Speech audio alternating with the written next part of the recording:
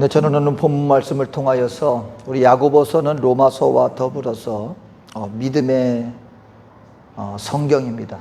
그 믿음으로 우리가 어떻게 우리가 유혹을 극복하며 나갈 수 있겠는가에 대해서 우리 말씀을 함께 나누기를 원합니다. 미국에서 실제로 어떤 한 목사님 가정에서 있었던 일인데요. 그 목사님에게 한 교민으로부터 연락이 오는 것입니다.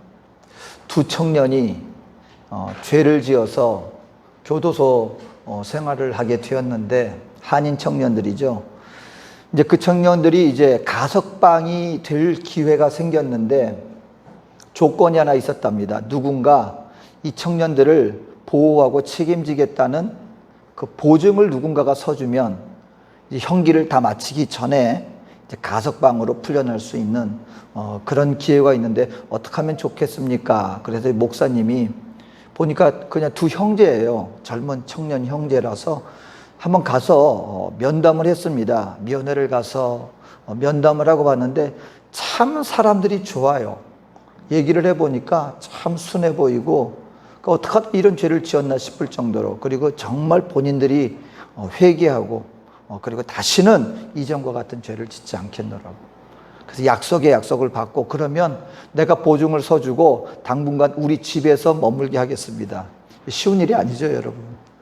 다른 사람도 아니고 범죄자를, 그 집안에 자기 자녀들도, 어린 자녀들도 있는데, 그래도 와서 만나보니까 참 참해 보이고 괜찮아 보여서 이제 다시금 새 생활을 이뤄나가야지 하고 그들을 집으로 받아들였고, 그래서 그들이 가석방이 되었고 목사님 집에서 생활을 하게 되었습니다.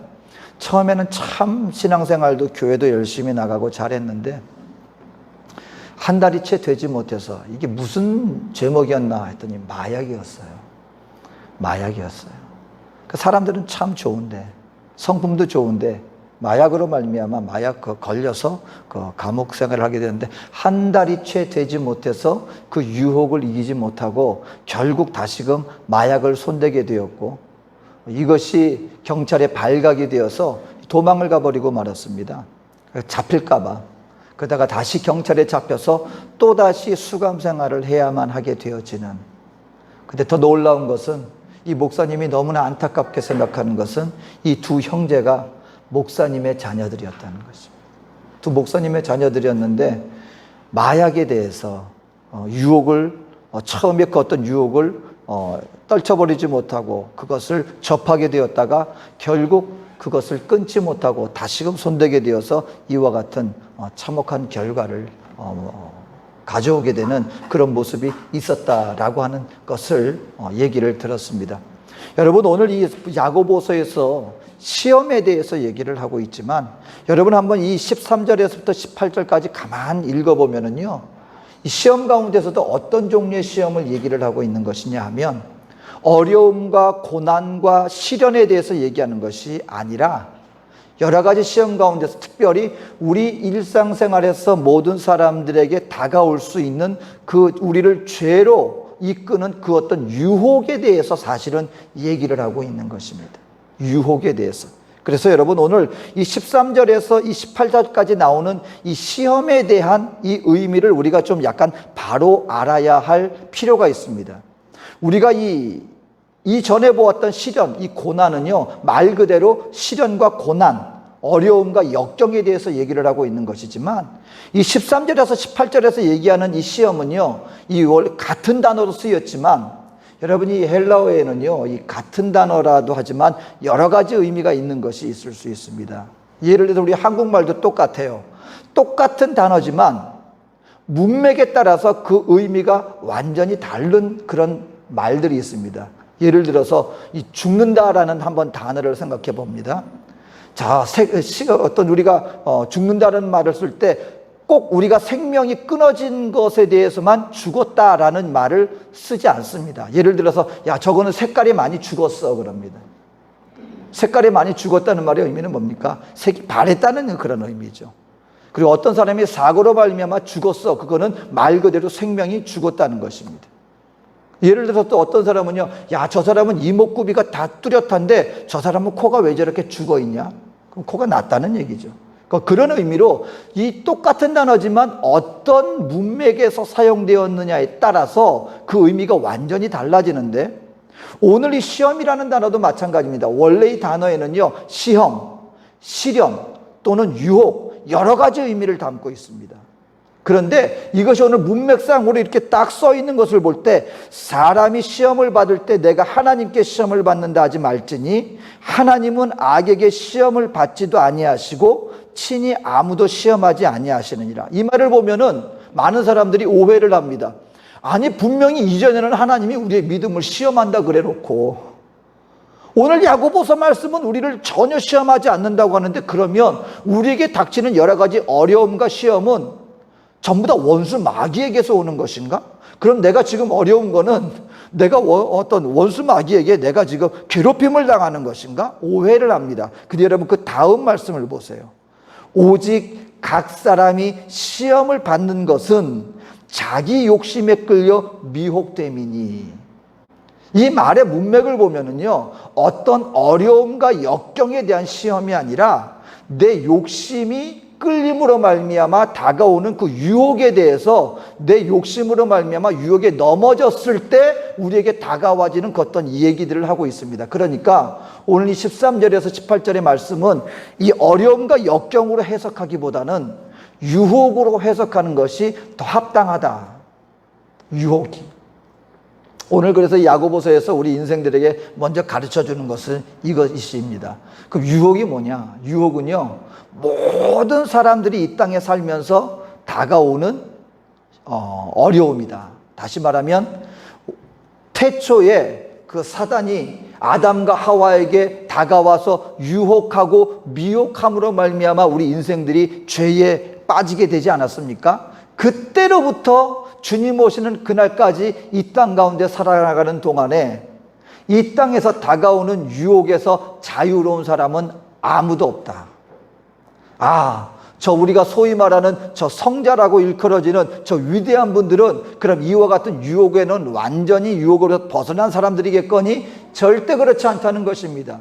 저 산속에 가서 수도를 하는 수도승이나 이 땅 가운데서 매일같이 생활 속에서 어렵게 우리의 생활 속에서 일을 해나가는 우리 일반 사회 사람들이나 누구를 막론하고 이 땅 가운데 살아나가는 모든 사람들에게는 무엇이 다가온다?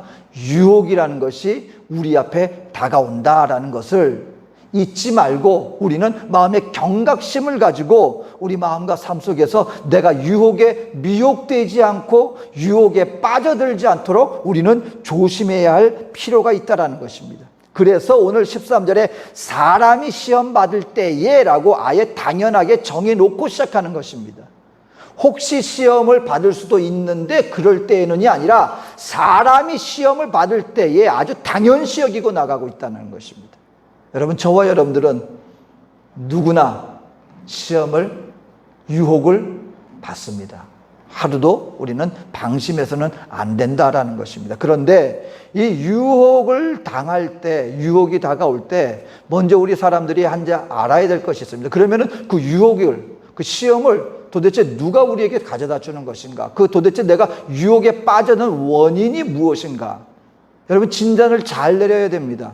많은 사람들이요, 무엇을 갖다가 하나 바로잡기를 원하면은요, 반드시 필요한 것이 있습니다. 질병이든 아니면 생활 속에서 다가오는 모든 사건과 우리의 다가오는 모든 환경 가운데서요, 저와 여러분들이 어떤 문제가 생겼을 때 문제를 해결하기 위해서는 반드시 먼저 우리에게 바로 해야 될 것이 있습니다. 진단을 제대로 내려야 돼요.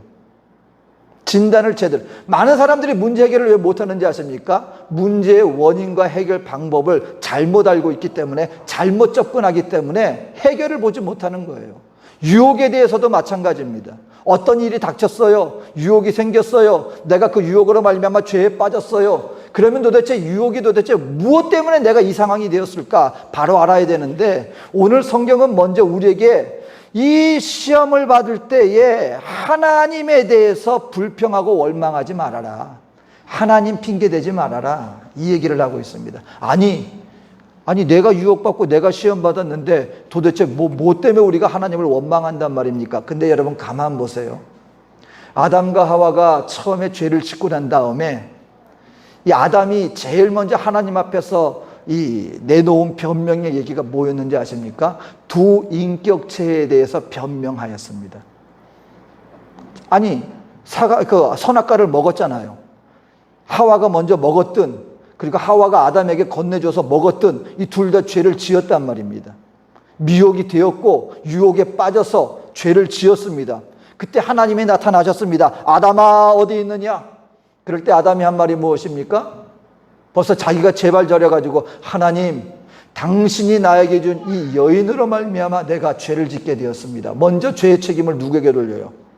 여인에게 돌립니다. 그런데 이게 굉장히 교묘한 말입니다. 하나님이 나에게 주신 이 여인으로 말미암아. 이 말은 무슨 말이냐면, 하나님, 내가 하와 때문에 내가 이것을 갖다가 먹긴 먹었는데, 사실 그 죄의 원래 원인을 따져보자면 하나님이 나한테 이 하와를 주지 않았으면 내가 이 여인으로 내가 유혹받지도 않았고 내가 그 하나님 앞에 죄도 짓지 않았을 거 아닙니까? 라면서 은근히 책임을 다른 사람에게 돌림과 더불어 이 모든 책임을 하나님께 핑계대면서 다 하나님 탓입니다 라고 돌리려고 했다는 것입니다. 먼저 하나님, 내가 잘못했습니다 라고 회개했다면 달라졌을지도 모르는데, 여러분, 이것이 모든 사람의 이 죄를 짓게 되어진 이 죄에 빠져든 우리 모든 인생들의 경향이 있다는 것입니다. 어떤 문제가 딱 드러나면은요, 우리들에게 먼저 어떤 마음가짐이 생깁니까?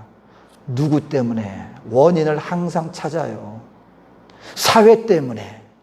이 사회가 불공정하기 때문에, 아니면 내가 너무 이렇기 때문에, 이런 어려움이 있었기 때문에 어쩔 수 없이, 혹은 누구 때문에.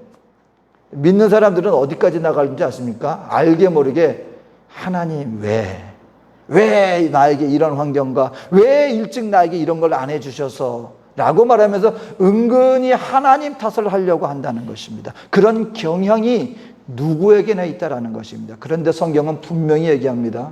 여러분, 우리 하나님은요, 시험은 하세요. 때로는 우리에게 고난과 역경을 통해서 우리를 갖다가 정결케 하기 위한 그 어떤 뜻 가운데 우리로 하여금 하나님의 온전한 사람으로 빚어지기 위해서 우리에게 하나님이 때로는 시험을 하시기도 합니다. 하지만 하나님이 절대로 하지 않는 게 있습니다. 우리를 죄에 빠뜨리기 위한 유혹은 하나님은 절대로 하지 않는다는 것입니다. 그러니까 내가 어떤 이 사회에서 그 어떤 내가 잘못된 유혹으로 말미암아 내가 죄에 빠졌을 때 절대적으로 우리가 먼저 해야 될 일이 있습니다. 그것은 남 탓, 환경 탓, 사회 탓하는 것이 아니라 문제의 원인이 어디 있는가? 오늘 성경은 우리에게 이렇게 말합니다. 그 문제의 원인에 대해서 14절에 각 사람이 시험을 받는 것은, 다시 말하면 유혹에 끌려 죄를 짓게 되는 것은 자기 욕심에 끌려 미혹됩니다. 남 탓하지 말고요, 먼저 분명히 알아야 됩니다. 원인이 있을 수 있어요. 사회에서 원수마귀가 우리에게 소위 말하는 미끼를 던질 수는 있어요. 하지만 그것 자체가 우리에게 죄를 가져다 주는 건 아닙니다. 그것을 덥석 무는 것은 누구냐? 오늘 성경은 그걸 얘기를 하는 거예요. 우리 환경 가운데 우리의 유혹의 조건들은 있을 수 있지만 그것 자체가 원인은 아니다. 그것을 결국 그것으로 말미암아 그 빠지게 되는 근본적인 원인은 내 안에 있는 욕심으로 말미암은 것이다. 남 탓하지 말아라. 문제의 원인은 누구에게 있다? 너에게 있다. 나 자신에게 있다. 그래서 여러분, 모든 알코올 치료센터든 아니면 마약 갱생 그런 치료센터든 그 사람들이 모여가지고요, 이 인도자가 가장 먼저 사람들에게 요구하는 것이 있습니다. 자기를 소개할 때 자기를 인정하는 고백을 가장 먼저 하게 만듭니다. 근데 많은 경우에 알코올 중독에 걸린 사람들은요, 절대로 자기 알코올 중독자라고 얘기 안 한다는 거예요. 근데 그 사람은 아직 감항이 없대요. 근데 언제 그것이 갱생의 희망이 보이기 시작하느냐? 본인 스스로가 나에게 문제가 있구나, 이걸 깨닫고, 맞습니다, 나는 알코올 중독자이고 나는 치료가 필요한 사람입니다 라는 것을 인정하는 데서부터 희망이, 그 시작이 시작되어진다는 것입니다.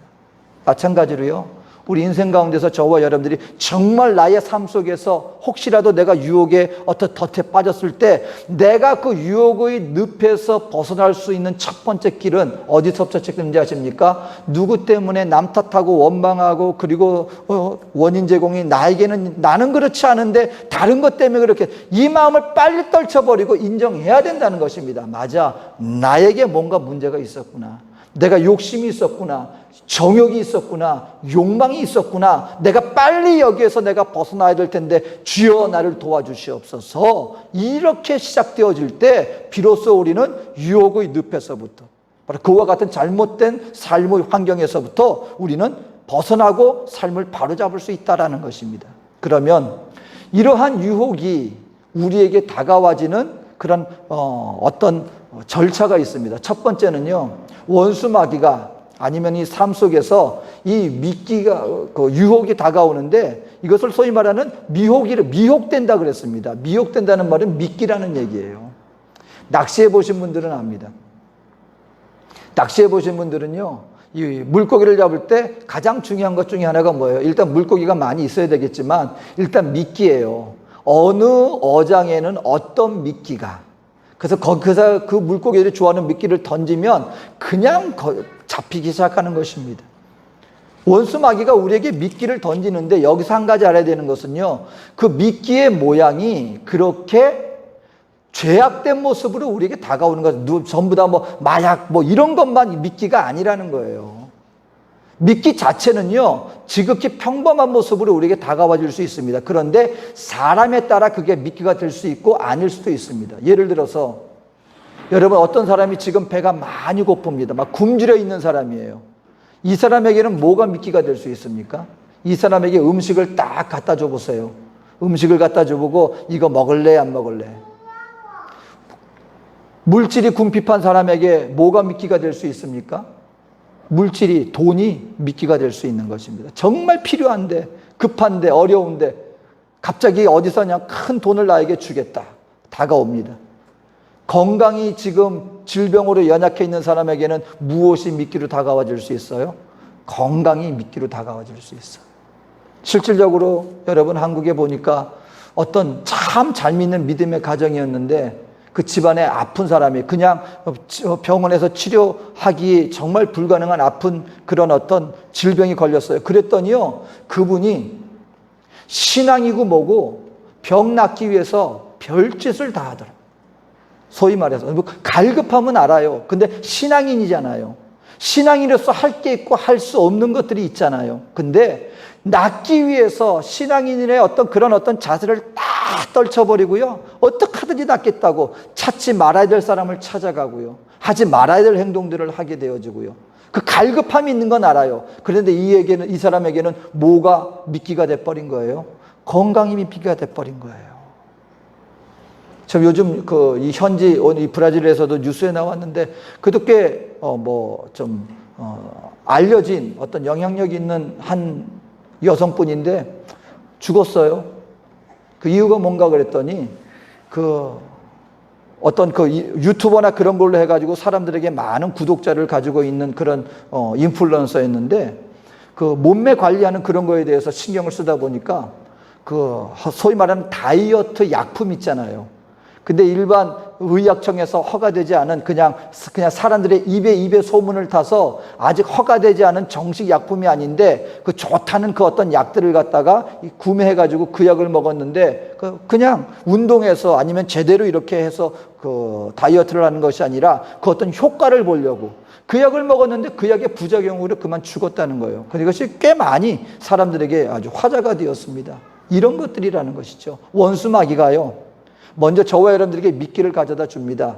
근데 그것이 무엇과? 오늘 성경에 보니까 15절에 보니까 욕심이 잉태한 즉 죄를 낳고 죄가 장성한 즉 사망을 낳느니라. 다시 말하면 미끼 자체가 있다고 해서 여러분 그것이 우리의 삶을 흐트러뜨리지 않습니다. 여기서 알아야 되는 거예요. 원수 마귀는 우리 앞에 여러 가지 미끼를 보여줄 수 있습니다. 그런데 오늘 성경이 얘기하는 것은 이것입니다. 그것 자체가 있다고 해서 아직까지 우리의 삶에 문제가 되는 것은 아닌데 언제 문제가 되느냐? 내 안에 있는 욕심이 그 미끼와 그 욕망에 그것이 하나가 되어지면, 잉태되어지면이라는 말의 뜻은 하나가 되어지면이라는 뜻이에요.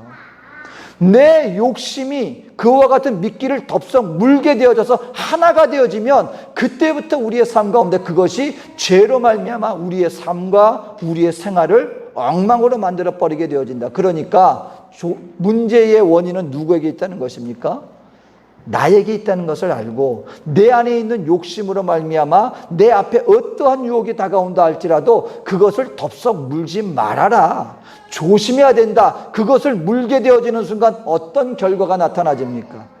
내 욕망이 그 미혹과, 여러분 솔직히 음식 자체가 죄 아닙니다. 물질 자체가 죄가 아닙니다, 여러분. 건강 자체가 죄가 아니에요. 그런데 나의 욕심이 그것을 덥석 물어서 정상적으로 우리가 누려야 할 것, 그 이상의 것들로 나아가게 되어지면 바로 그것이 무엇으로 연결이 되어집니까? 죄로 연결되어질 수가 있다. 그러니까 우리의 욕심이 미혹을 물게 되어질 때, 유혹을 물게 되어질 때 그것이 곧 우리로 하여금 죄악된 삶으로 인도하게 되는 것이고, 죄가 장성하게 돼서 어떤 삶으로 이루어집니까? 사망을 낳느니라 그랬습니다. 이 말 들으면 우리 믿는 성도들, 야, 그러면 내가 유혹에 넘어지면 도대체 이 사망을 낳느니라 할 때 이 사망이 뭘 뜻하는 것일까요? 우리 육신의 죽음을 얘기를 합니까? 만약에 그렇다면요, 오늘 이 땅 가운데 믿는 성도들 중에 과연 살아남을 수 있는 사람이 과연 몇 명이나 되겠습니까? 우리 살면서 유혹 안 받는 사람이 있습니까? 믿는 성도라고 해서 우리가 완전히 100% 거룩한 삶 삽니까? 때로 넘어지잖아요. 그러면 그럴 때마다 하나님이 사망을 낳느니라 했으니까 야, 다 죽겠구나. 오늘 성경은요, 육신의 죽음을 얘기하는 거 아닙니다. 아, 그러면은 영적으로 죽습니까? 우리가 유혹에 넘어져서 잠시 잠깐 죄를 짓게 되어지면 그럼 우리는 구원을 받지 못하게 되는 것입니까?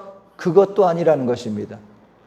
우리 믿는 성도들이 여러분 때로는 죄를 짓습니다. 하지만 주 예수 안에서 온전히 예수를 구주로 영접한 사람들에게는 우리의 어제의 죄, 오늘의 죄, 내일의 죄까지도 이미 용서함을 받았기 때문에 때로 우리가 이 땅 가운데 연약하여서 하나님 앞에 죄를 지었다고 해서 우리의 구원을, 영적인 사망을 우리가 잃게 되는 것은 아니다라는 것을 우리는 알아야 한다는 것입니다. 그러면 오늘 이 15절에서 말하는 사망을 낳느니라 라는 말은 무슨 말입니까?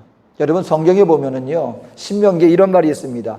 생명과 그리고 하나님 앞에서 이 하나님의 생명과 복을 한 단어로 보고요, 그리고 사망과 화를 한 단어로 보는 말씀이 있습니다. 이 말은 무슨 말이냐면, 저와 여러분들이 이 땅 가운데 살면서 우리가 육신의 소욕과 우리의 욕심으로 말미암아 우리가 유혹에 넘어지게 되어지면 우리가 사망을 낳는다는 말은 무슨 말이냐면, 육신으로 죽음을 당한다, 아니면 우리가 구원을 잃어버린다, 이런 말이 아니라 이 땅 가운데 하나님 안에서, 성령 안에서 누릴 수 있는 풍성한 생명의 삶을 누릴 수가 없게 되어지는 그 사망을 얘기를 하는 것이에요. 화를 당하는 것이다. 여러분, 주 안에서 우리 믿는 하나님의 성도들이 누릴 수 있는 어마어마한 생명에 넘쳐나는 이 생명의 삶이 우리 믿는 성도들에게 분명히 존재합니다. 그러니까 우리가 어떻게 죄를 이길 수 있느냐? 주님 앞에 나가면 나갈수록 우리 영혼 속에서, 삶 속에서 세상이 주지 못하는 하늘의 복을 받아 누리는 그 기쁨이라는 것이 있습니다. 그것은 세상이 주는 기쁨과는 달라요. 그걸 누리다 보면은 그래서 어떤 사람들은 얘기를 해요. 믿는 사람들도 이 세상 사람들을 알기 위해서 그래도 죄를 어느 정도 경험하고 그 사람들을 이해해야지. 근데 여러분, 저 분명히 말씀드립니다. 이 땅 가운데 우리가 죄를 경험한다고 해서 우리가 그 사람들을 더 이해하며 나가는 것이 아니에요. 죄악은 우리에게 짐을 가져다 줄 뿐입니다. 우리가 그 속박으로부터 벗어나기 위해서는요, 얼마나 많은 애씀과 우리의 시간의 노력이 소요되는지 모릅니다. 그것보다는요, 하나님 앞에서 의의 삶으로 우리 몸을 의의 병기로 드리는 삶에 우리 몸을 자꾸 들여보세요. 그 안에는 새로운, 요즘 또 신천지라고 말하면 자칫 잘못하면 오해받아요. 신천지라고요. 큰일 납니다. 우리 눈앞에요, 새로운 주님 안에서 영적인 생명의 삶이 우리에게 펼쳐져요. 이야, 이런 게 있었구나. 생명의 보배로운 삶은 이 세상이 가져다주는 잠시 잠깐의 육신의 정욕에 치우는 그와 같은 것들은 비교할 수 없는 놀라운 삶이 우리에게 있구나. 이것이 누구에서 누려집니까? 하나님 안에서, 성령 안에서 우리에게 누려줄 수 있는 놀라운 축복된 삶인데, 우리들이 만약에 유혹에 넘어져서 유혹에 빠지게 되어지면 이와 같은 놀라운 축복된 생명의 삶을 잃어버리고, 그리고 오히려 우리에게 어두움과 그리고 그 그늘과 무거움과 이 죄의 짊어지는 그런 화가 우리에게 임하게 되어지는 바로 그러한 모습을 우리에게 얘기하고 있기 때문에 우리에게 유혹을 이겨나가라는 것입니다. 이 욕망으로 말미암아 살게 되어지면 그것이 죄로 인도되어지고, 그것이 우리에게 화가 우리에게 임하게 되어지는 삶으로 인도될 수 있기 때문에 이와 같은 시험을 우리가 반드시 극복해야 되는 것이다. 그러면 어떻게 우리가 이와 같은 유혹으로부터 우리가 벗어날 수 있겠습니까? 두 가지 말씀해 줍니다. 17절과 18절의 말씀입니다. 먼저 선한 것에 거하라. 선한 삶에 거하라. 오늘 성경에 보니까 우리 하나님은요, 회전하는 그림자가 없으시다 그랬어요. 온갖 좋은 것이 다 주님께로 나온다 그랬습니다. 여러분, 우리 믿는 성도들의 삶이 매일의 우리의 삶을 우리가 유혹과 어두운 그늘에서 벗어나기 위해서는 회전하는 그림자가 없으신 빛의 본체 되신 주님 안에 거하는 삶을 살아나가게 되어진다면 우리는 그 유혹을 극복하며 나갈 수 있게 되어지는 것이다. 여러분, 회전하는 그림자가 없다. 이 땅 가운데는요, 그림자 없는 물질이 없습니다. 왜요? 우리는 햇빛을 받는 존재이기 때문에. 근데 그림자가 없는 존재가 있습니다. 그림자가 없는 발광체가 있습니다. 태양에는 그림자가 없어요. 왜 그래요? 빛의 본체이기 때문에 그래요. 빛의 본체이니까 거기는 그림자가 없어요. 하나님은요, 빛의 본체, 온갖 좋은 것들, 복의 근원이 되시는 분이 하나님이십니다. 하나님에게는 그늘이 없어요. 그 하나님 앞에 나아가게 되어진다면 우리는 어떤 삶을 살게 되느냐? 빛된 삶을 살게 된다. 두 번째로, 그리고 우리 하나님 앞에서 우리가 이 땅 가운데 유혹에서 벗어난 삶을 살기 위해서는 진리의 말씀 안에 거하라. 18절 말씀합니다. 그가 그 피조물 중에 우리로 한 첫 열매가 되게 하시려고 자기의 뜻을 따라 진리의 말씀으로 우리를 낳으셨느니라. 여러분, 영적 전쟁터가 어디라고 생각하십니까? 물론 우리 생활 속에서 잘못된 시스템도 있어요. 하지만 우리 믿는 성도들의 영적 전쟁터는요, 우리 마음이에요. 결국 우리 마음 속에서 내가 선택하는 것도 어디에서 결정되는 거예요? 우리 마음 안에서 선택되는 거예요. 내 안에 선이 있고 악이 있습니다. 옛사람이 있고 새사람이 있습니다. 이걸 결정하는 곳이 어디입니까? 내가 아무리 주먹을 휘둘러 보세요.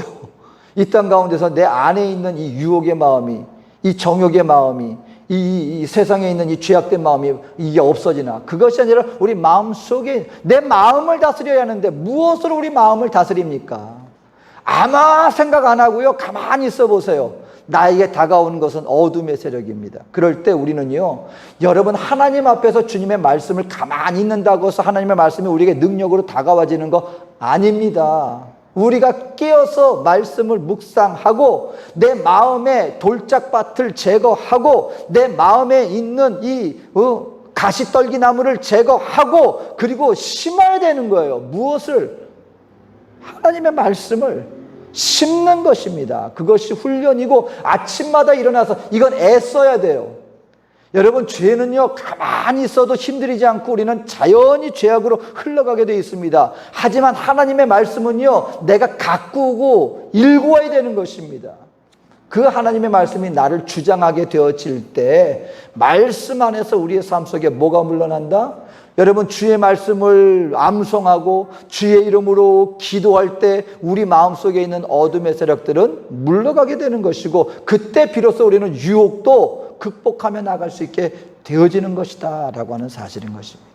여러분, 이 한 주간 동안에도 여러분, 야고보의 믿음은요, 특별히 우리에게 무엇입니까?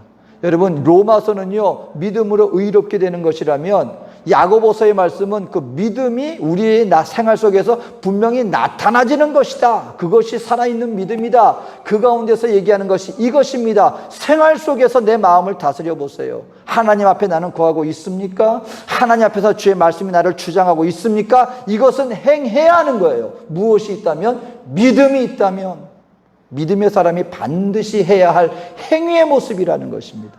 이 한 주간 여러분, 기도 가운데 주님의 임재를 체험하게 되시기를 주의 이름으로 축원합니다. 그리고 주의 말씀이 어느 순간인가 내가 묵상했더니 주의 진리의 말씀이 나를 깨우쳐주고 말씀이 나를 등불로 인도하고 나를 진리의 길로 인도해서 내가 이 생활 속에서 이전에는 넘어졌을 것인데, 이전에는 덥석 물었을 것인데 내가 말씀으로 승리했습니다. 여러분, 이와 같은 생활 속에서 이 체험적인 이 극복, 그리고 이겨나가는, 그리고 변화를 이뤄나가는 삶, 이것이 믿음 있는 자에게서 당연히 보여져야 할 모습이다. 이것을 깨닫고요, 여러분 이 한 주간에 생활 속에 다가오는 여러 가지 유혹의 삶 속에서 욕심으로 말미암아 끌려 넘어지는 것이 아니라 주 예수 안에서 믿음의 말씀으로 말미암아 승리하며 나갈 수 있는, 또 승리를 체험하며 나가는 우리 저와 여러분 되어주시기를 주의 이름으로 축원드립니다. 잠시 기도하겠습니다.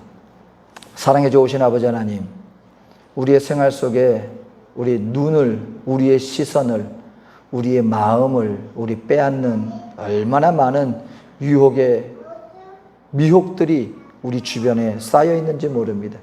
하지만 그것 자체로서 문제가 되는 것은 아닙니다. 내가 그것을 붙잡을 때, 내가 그와 같은 유혹과 하나가 되어질 때, 이것은 우리를 죄악된 삶으로, 우리 인생에 화를 가져다주는 이 죄악으로 우리에게 다가와질 것입니다. 믿음으로 승리케 하여 주시옵소서. 항상 선하신 주님 안에 거하며 주님의 진리의 말씀을 마음에 무장하여서 어떠한 순간 가운데서도 우리가 마음을 놓지 않고 원수막에게 틈을 두지 않고 유혹을 능히 극복하며 나가는 우리 거룩한 주의 백성들 되게 하여 주시옵소서. 감사드리며 예수님의 이름으로 기도합니다. 아멘.